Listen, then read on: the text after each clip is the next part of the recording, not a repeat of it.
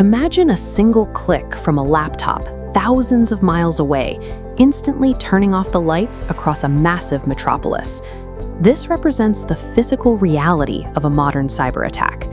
While we often focus on the digital disruption of office networks and encrypted emails, the stakes in this environment are measured in volts and city blocks. This hidden layer of our world runs on industrial control systems and programmable logic controllers, or PLCs. Looking closely at the exposed wiring and hardware modules of this unit, the tangible, physical nature of this equipment is clear.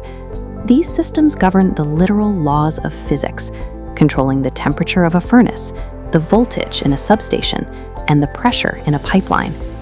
In 2010, the theoretical threat of hacking these machines became a reality with the discovery of a highly sophisticated piece of malware called Stuxnet. Stuxnet secretly spun physical machinery out of control while feeding fake, normal diagnostic readings back to human operators. The staff watching these monitors had no reason to intervene until the equipment was physically destroyed. The malware specifically targeted standard Siemens PLC systems, proving that the hardware running global infrastructure was highly vulnerable. Targeted code had successfully triggered physical destruction, proving that digital vulnerabilities were now tangible safety hazards. Following Stuxnet, many organizations made a massive mistake. They attempted to paste standard office security solutions onto their physical factories. This diagram illustrates the technical clash between these two environments. Traditional IT focuses on data confidentiality, securing a packet of information. But in operational technology, the priority is availability. If a security lock delays a continuous physical process, the entire system can fail. This is complicated by the legacy problem. Industrial assets are designed to run continuously for 15 to 25 years. Because these older systems were built before modern hacking was a widespread threat, security was absent from their original design language.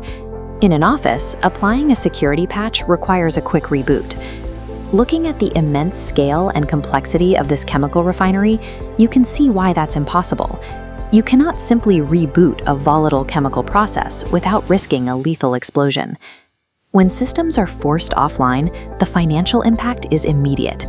Halting a high-speed assembly line like this for even 1 hour can cost a manufacturer millions of dollars.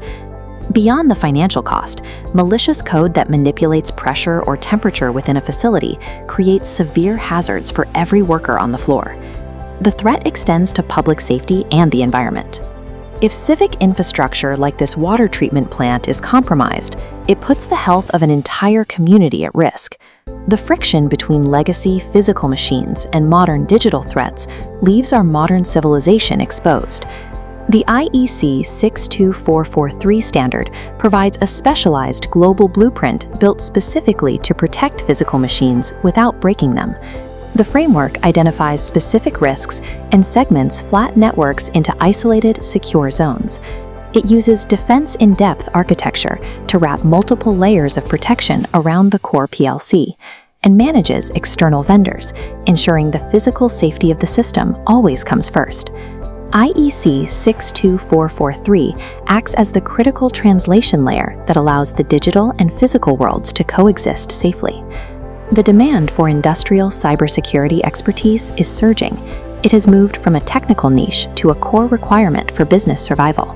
This shift is creating high-value career paths for professionals who can bridge this gap, specifically in roles like ICS security architect and OT security engineer. Cyber attacks have evolved. They no longer just steal information, they have the power to stop entire cities. To defend the hidden infrastructure that keeps our world running, mastering frameworks